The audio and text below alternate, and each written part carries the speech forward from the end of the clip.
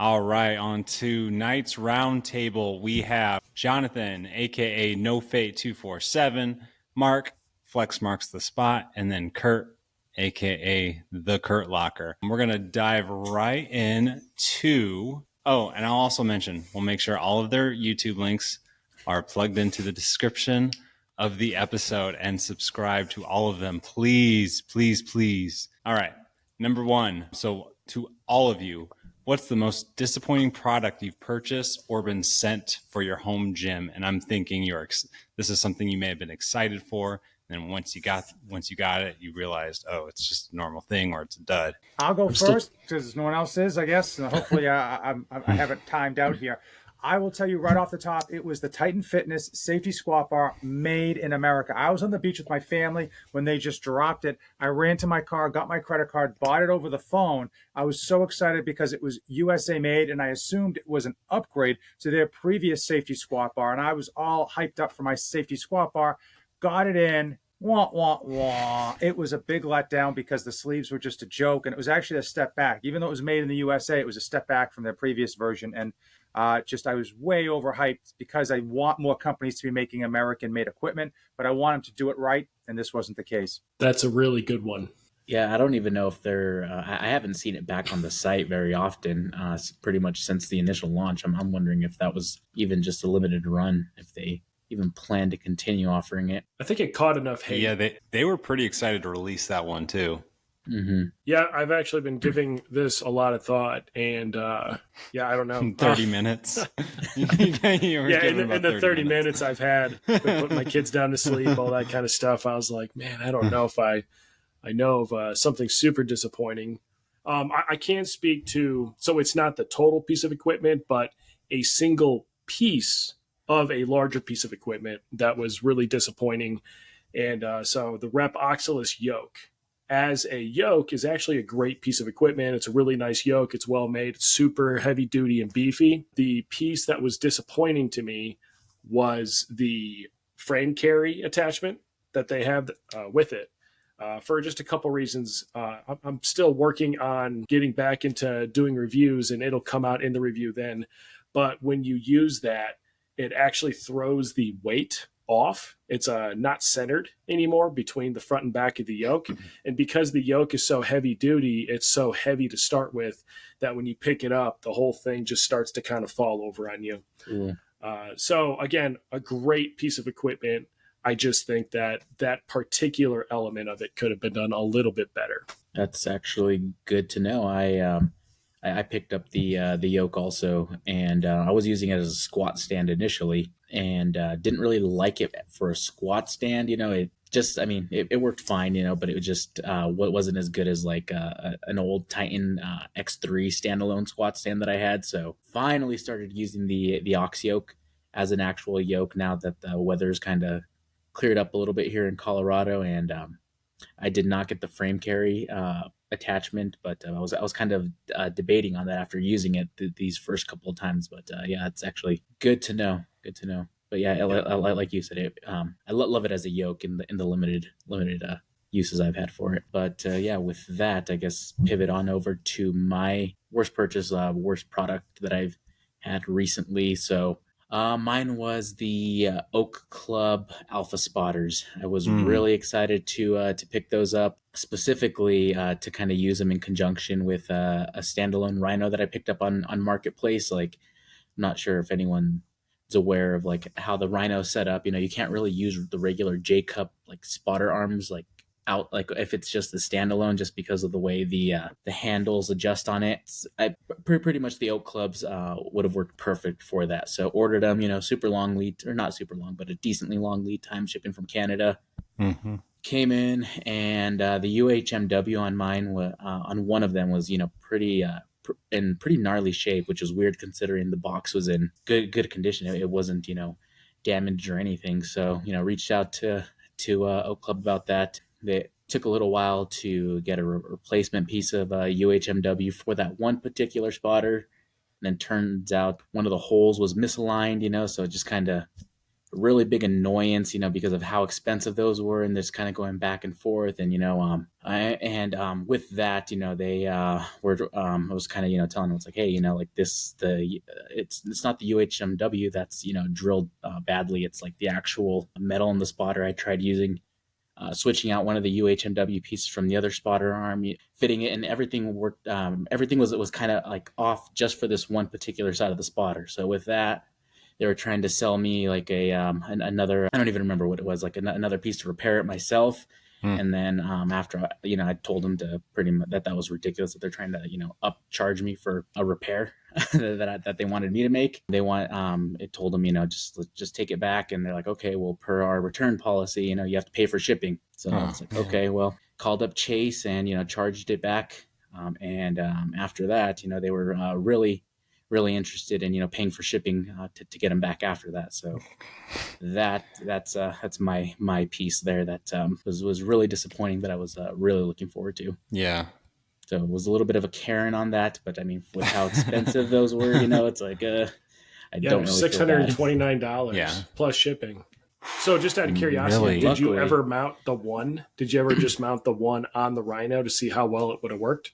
Oh, it would have worked great. Like, and I actually, like, even while I was waiting for the replacement UHMW, I was, it was mostly, cosmetic, but still, with how expensive those were, it was, I was still using them, and I loved them for the limited amount of time I had them. But luckily, Surplus came out with their stealth spotters very, very shortly. Like, literally, they launched the pre-sale for them, like, while I was, like, the week I was receiving the Oak Club one. So it was a pretty quick turnaround there. And that's actually what I have back here. And those are my go-to. And picked those up with the HomeGymCon discount that was going on at the time. So that was really clutch. Very nice.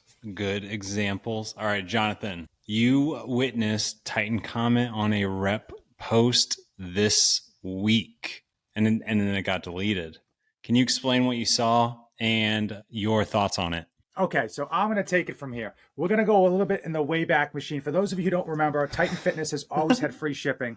Rep Fitness didn't. They never had free shipping for the longest time, and they would chirp at Titan Fitness, letting them know that free shipping wasn't free. Well, lo and behold, the one thing that sent Rep Fitness to the moon was when they finally turned over their whole website to free shipping. And Titan Fitness kind of chirped back at Rep saying, I thought free shipping wasn't free. Well, yesterday, for people who were on the lookout, you would have noticed that Rep Fitness released another teaser of some of their power bars and some of their other barbells that are going to be orderable for later in this week. Rep Fitness has been doing a really good job of kind of teasing all of their new equipment and then notifying you ahead of the release. And then, of course, a limited quantity on the first release. While Titan Fitness flew in to the Instagram chat and said, imitation is the sincerest form of flattery, insinuating that Rep Fitness was copying Titan Fitness's randomly released power bars that they literally just released yesterday. I commented, but and eventually Rep Fitness went in and deleted that comment. And I like to see the little back and forth, tit for tat type of thing. I like that competition. It lets me feel like these companies are like human beings versus huge corporations. Unfortunately, Rep Fitness removed that, and Titan Fitness dropped a whole bunch of random new power bars out of the blue. It seems like they're revamping their whole lineup without actually letting anyone know. I apparently need to spend more time on social media, I think, because I miss out on this. I feel bad that I missed this whole thing. I didn't see it either. I just saw it on Jonathan's story. Mm-hmm. Yeah, same. Yeah, I got a screen capture very quickly. Luckily before they deleted it, and I put it in the story. Listen, I know Rep Fitness as a business, they're trying to like maintain their brand. And I know Titan Fitness is punching up because clearly Rep Fitness has probably eaten their lunch. But it's just one of those things. I just thought it was funny, especially when you look at that comment, you immediately know that Titan Fitness is the only company that we know of that actually got sued for a copyright infringement and IP theft, right? Right. And was it the post with the squat and deadlift bar? Because Titan Fitness doesn't have a squat. They might have a deadlift bar, but they don't have a squat bar for sure. Yeah, actually, I don't even know if they have a deadlift bar, to be honest. Well, yeah, I think it's kind of a fake deadlift bar. Yeah, well, maybe Titan deleted the comment when they realized they weren't actually power bars, like specific power bars, and they were more specialty bars. No, I'm pretty sure Rep deleted the Nope. comment because I commented and then Rep reached out to me and said that they weren't happy about Titan's comment. So, again, it's all fun and games. We're all professionals. So it's just one of those things because again, I think the argument was Rep Fitness was saying that it was a limited quantity that they were going to be releasing to kind of build that hype up. And of course, the Moby Dick bar that Titan Fitness just released had limited quantity and that sold out. And of course, it's just kind of tit for tat. It's just kind of funny, I think. It's kind of like that's not your unique marketing strategy. That's no, Titan Fitness does not have a deadlift bar, by the way. Yeah. So, although it could be argued confusion. Yeah. What? Oh no, I take it back. They do have a Titan Series deadlift bar. It's out of stock. $370. Look at the specs, though. Let's check this out. Is that a new product? Oh, 28.5 mil diameter? You're not the elephant bar. That's a 28 mil diameter. Hard chrome, it's not a deadlift bar. No. Right. Wow, that's like super misleading. That's what I thought. Bad Titan. Shame. And way too much money. All right. For a bright zinc coated bar. Kurt, tell us about the Strongman competition happening at HomeGymCon. This is going to be great. It's going to be wonderful. This is my first time being a meet director, going United States Strongman for the sanctioning. Basically, it's going to be 5 events. Before we get into the events, what I wanted to talk about was my intent. And one of the things I've noticed, I've been competing since 2017, and it bothers me. There's a couple things that I understand are just kind of usually a part of a strongman competition, but it bothers me, and I'm trying to fix this to make it a very athlete-focused event. I want this to be something where people show up and it flows nicely, it makes sense. There's no frustration with things taking forever. I mean, I'm sure there will be certain things that will take a long time. We'll get into the events, like I said, in a second. But trying to do, first off, an athlete area that isn't cramped. If you've ever been to a convention, usually where the strongmen go, it's either like along a wall and everybody's spread out and you're literally inside of where the competition's taking place. So like pulling back your feet so they don't get crushed by a yoke, or you're crammed into like this tiny little area and everybody's bag is in there. Everybody's trying to do wardrobe changes because you got to have different gear for different events. And so trying to secure a nice big area for the athletes to be able to kind of go to get away from the crowd. That way they can kind of get in that mindset of, hey, I'm here to compete. I'm here to do well. Additionally, try to make it so it's like the athlete area, which is right next to a dedicated warm-up area, which is very unique. Usually strongman competitions, before an event takes place, everybody kind of warms up on the implements that are going to be used for the actual competition. And that works really well for a couple weight classes that tend to go first. So like usually your lightweight weight classes for women's and men's division, they'll go first, so they'll warm up and then go straight into the event. But the super heavyweights that are actually picking up the most amount of weight, they routinely have up to 90 minutes, I think I've seen, where they've warmed up and then 90 minutes later they're going. So again, trying to make it very athlete focused, make it so that as you're about to go up, you're nice and warmed up, you're ready to go. Yeah. So 5 events. The first one is the Mike Bartos press medley, calling it the Mike Bartos because Mike Bartos Power Center makes some of the nicest overhead implements out there. Everything that's going to be there is going to be Mike Bartos, to include a axle, a log, and then a circus dumbbell. And the way it'll work is you'll do 1 rep on the axle, you get your down command, go to the log, 1 rep on the log, get your down command, and then go to the circus dumbbell. And it's a single clean and then a press. So you'll basically clean and press for as many reps as you can do. Second event is the Primal Armor Max Tire Deadlift. It's programmed to be a 15-inch deadlift. That might change a little bit, but it will be off of tires. And we're going to be using a Primal Armor power bar for that. After that, event 3 is the Belt Fed Strength Truck Pull. Chris over at Belt Fed is making a cool looking harness, truck pull harness. It's going to fit comfortably, one size fits all. And that's going to probably be 50 feet. Still trying to figure out the logistics on where that'll take place. Fourth event is Surplus Strength Yoke and Black Widow Manufacturing Frame Carry Medley. So the new Surplus Strength Yoke, the Paladin, basically you'll carry it down 50 feet. drop the Paladin yoke, jump over to the frame, pick it up, and run as fast as you can back the other direction. And the last event will be the Freedom Strength head-to-head sandbag over bar. So basically 2 athletes loading a sandbag back and forth, trying to see basically, it's not quite last man standing, but it's going to look very similar to last man standing. So there are 4 weight divisions per men's and women's classes. So you have the women's lightweight. So we have lightweight, heavyweight, super heavyweight, and heavyweight, as well as 2 novice classes. And again, trying to make it athlete focused, but also something that's good for novices. If you want to get into this, this is probably a really good show. It's going to be safe, really good quality implements, a nice flow of things, plus definitely something to remember your first competition. One last thing is that we are, again, trying to make it attractive to athletes. So I'm trying to do cash payouts for podium finishes in all weight classes for the open class.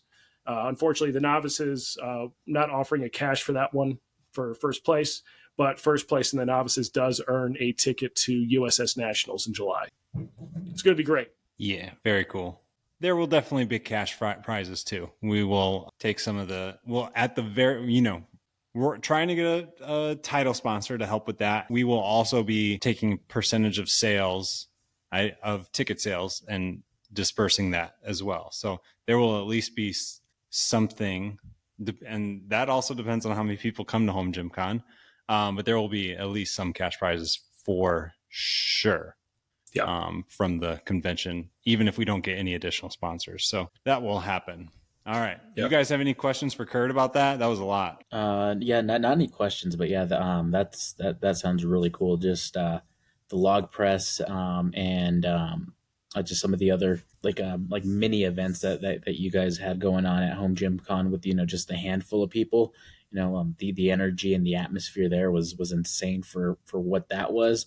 So definitely be exciting to see how a full-blown event will end up being. Absolutely. Cool. It's going to be great. All We're right. also going to have some really awesome personalities. So like Mike Bartos is coming, for instance, to actually help put this on. So he expressed to me that he's like, I want to load weights. I want to move stuff around as you need it. So having Mike there is probably guest judging as well as helping. And then, of course, Heinous Strength, he'll be out there. He's basically co-directing this with me. And then working on a few other names, hoping to get some awesome names in the home gym community, in the Strongman community specifically, out at this. Cool. Awesome. All right, Mark, you're up next. You can only have one, rogue or rep, and why? So in my current situation in a basement with low ceilings, it's kind of a no-brainer with rep, just because I literally can't fit a full-size rogue rack down here. Maybe a squat stand. I think that's about the only thing. And, even with that, most of my equipment primarily, for the budget quality balance side of things, is rep for that reason. So I'd probably go rep for that. But if we're talking, rep's website versus rogue's website and the entire catalog of items that are available on the sites, then, we might get a different answer, just because of the more marketplace type, products that Rogue has going on there with all the other manufacturers, and probably shift my answer the other way. But if we're just talking about Rogue brand versus rep branded products, then yeah, my short answer is rep. Awesome. And then lastly, to all of you, what is currently the number one item on your wish list? I can go first on this. I have my wish list literally pulled up right now. The number one item, because I just don't have the freaking money to do it right now, has been and continues to be the Kratos flywheel, $2,500. I want it bad. Flywheel training is great. Just haven't had the opportunity to pull the trigger quite yet. Originally, I'd set that as a target for this year, though, so we'll see if it happens. I got to actually start reviewing stuff again and doing videos again in order to even come close to being able to do that. So, I mean, after the belt squat, I there really wasn't very much that was really high on my wish list. I'd say the only thing really at this point is maybe the Bulletproof Fitness PCD, posterior chain developer, just so I can replace my my GHD and get a little bit more utility within the same footprint. But that's probably the only thing for right now that's on my radar. Well, if anyone's been to my Instagram or my YouTube channel, I love my ice baths. Well, I've been trying to figure out how to get a sauna, the yin to the yang. I want to get a sauna. I don't know where I'm going to put it. I don't know how I'm going to afford it. I have looked at the ones that you kind of can plug in and you kind of get in like an igloo type of thing. They just don't get hot enough. It's something that like the UFC fighters use when they travel to cut weight. But I want the real deal. And I don't know if I will get a divorce when I finally do get it, but at least I'll be able to use my sauna when I get kicked out of the house. Yeah, Kurt, weren't you? I have a sauna in the backyard. Using like a tent sauna or something. Yeah, he was. He had to put like wood in there with like a flue. Oh yeah, so there actually is no flue. I got on the version 1 of the sweat tent. There's a couple versions of it out there. It's an insulated hunting shelter with a wood burning stove, which is actually funny because I grew up in Minnesota and my dad used to take me winter camping. And my dad apparently was an innovator that never got his idea rolling because he made a little wood burning stove and we used to bring it in the tent. And it was pretty common that I, being like 10 years old, would overload it with wood and basically turn our winter camping tent up to like 100 something degrees. And yeah, so it's great. Honestly, I love it. I think a wood sauna is great, but I like wood fired, those infrared ones.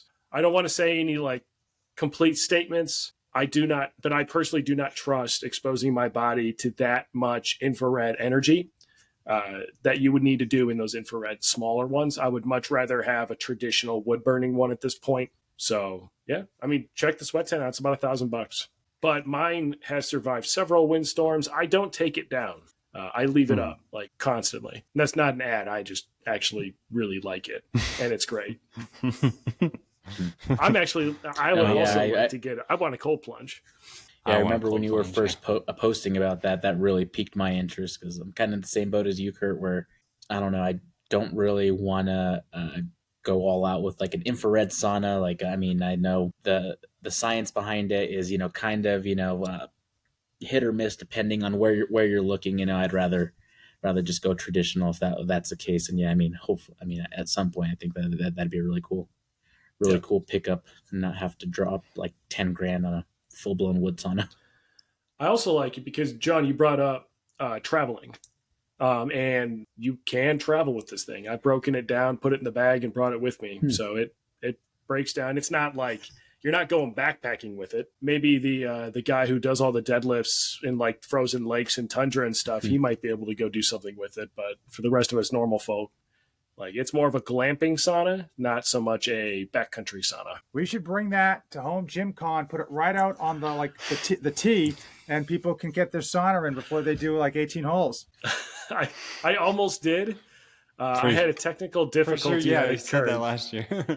Yeah, I almost brought it last year, and I actually I'm testing it to review it. I do not treat my equipment nicely. I know a lot of people that treat their equipment super nicely. They don't want to scratch it. They don't want to break it. That's one of the things that pisses me off about reviewers.